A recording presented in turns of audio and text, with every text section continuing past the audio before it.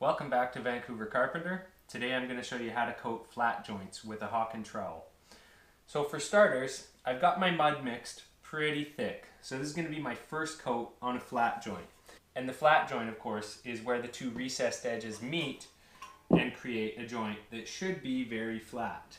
So hopefully by now you're already comfortable with picking up the mud on both sides of the blade, and you're familiar with the passes, the feathering and the finishing passes. So when coating a flat joint, I usually do the loading pass this way. And again, I'm not holding it firm like this and pulling, it's loose like this.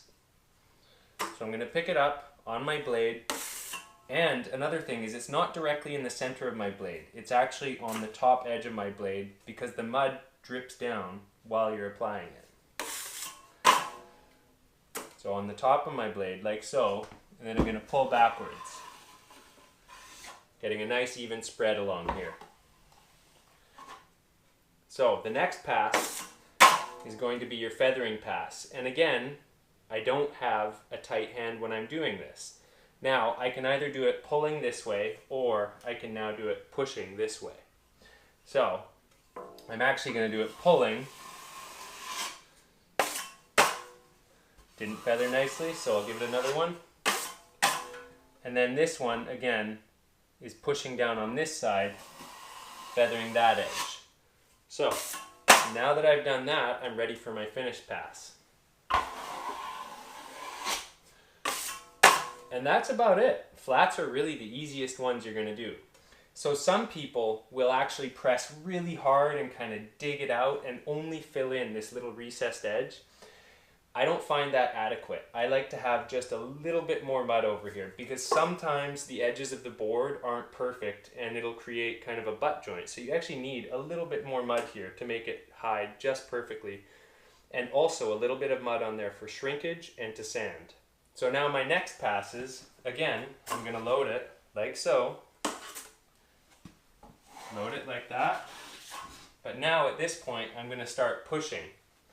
So then my finish pass, feather I should say, feather, finish. So those ones really are that easy. Load, feather the top, feather the bottom, finish pass. That's how quickly you should be able to do it. We can really just walk around a room quite quickly. I also wanted to quickly show you how I would tackle something like this. So instead of just doing the flat joint, I actually will coat the entire area. I've got a butt joint here. I've got a corner here and a flat joint there. So it doesn't always matter how you put the mud on, it's how you take it off.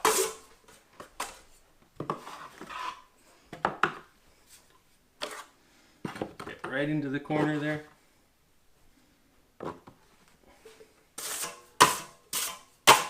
So now I'm going to feather into my flat. I'm going to feather this whole bottom edge.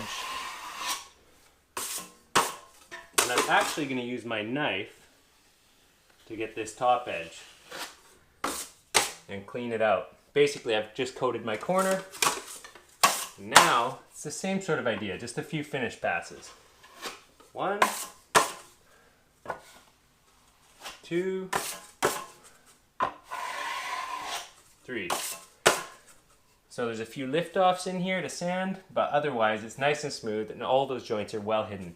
Now that this is dried overnight, it's time to sand it. So some people like to scrape their first coat, some people like to sand it, and I'm a sander. So right here, I've got some pretty coarse sandpaper. This one is 100 grit just to burn it down real quick. I've just got a few little lift-offs in here. I just need a quick push.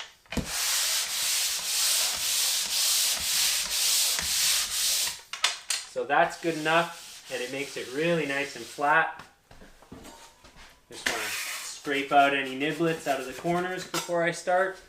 And this part of the joint honestly barely even needs to be sanded, but there we go. That's all it takes when you put a nice smooth first coat on. So time to get coating. So I've mixed my mud a little bit runnier for this coat, and I'm just going to start at the bottom here.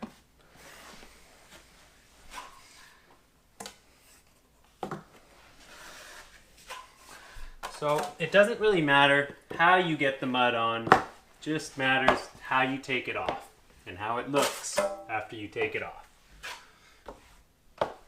So make sure it's evenly spread right up into the corner, right up into that corner.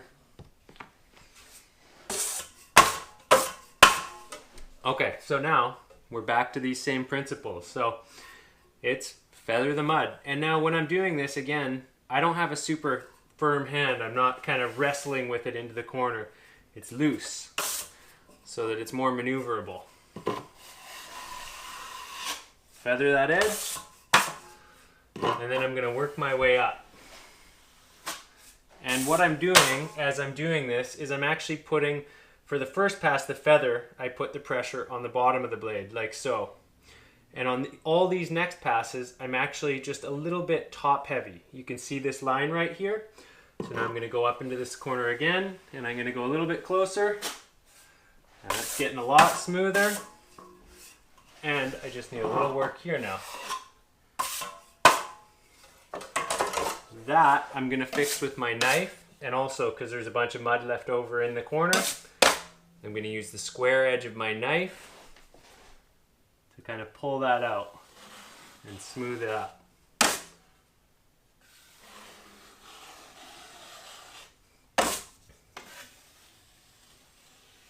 So that is looking nice and smooth now. Now let's get to the actual flat, which is what you were watching this video for in the first place. But flats tie into other parts of the wall all over the place, so this is part of it. So I'm using the same size trowel, and you can see the mud is as wide as my trowel. So I'm actually gonna have to put 2 passes on for this one. One up here a little bit, just covering it by a couple inches. One down here. And now, it's the same thing. We're going to feather this edge at the top. And as I go into here, I kind of lift up quickly so that I'm not gouging into this coat. Feather my edge down here. And now I got a finishing pass. And it might take 2 or 3 to get it perfect. But these ones, I'm pressing a little bit tighter. I'm not scraping everything off. I want to leave some material on here to build it up into sand. Okay, so I just need one little more touch there. Now it's looking good. And I know what some of you guys are thinking. You're going to be thinking, Ben, it's a flat joint. It only needs to be 10 inches wide. And I mostly agree with you, but you know what? When you use a trowel, sometimes it gets just a little bit wider than you intended.